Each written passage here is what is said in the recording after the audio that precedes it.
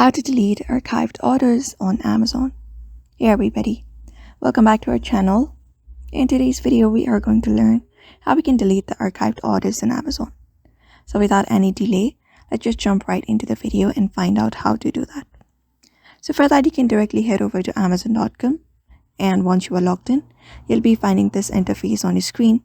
So all you need to do is go over to your account at the top and go to Accounts and List. When you head over there, you'll be finding this menu appear on your screen. So under this section, you will be finding this option also called archived orders right here.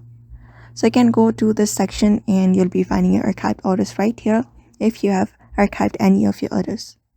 So when you go ahead and find your orders right here, you can manage them through this space right here.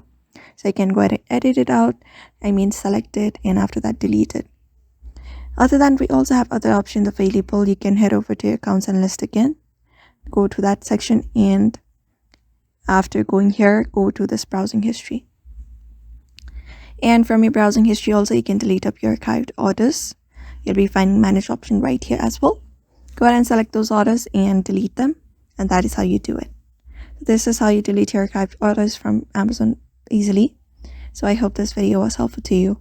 Thank you for watching this video.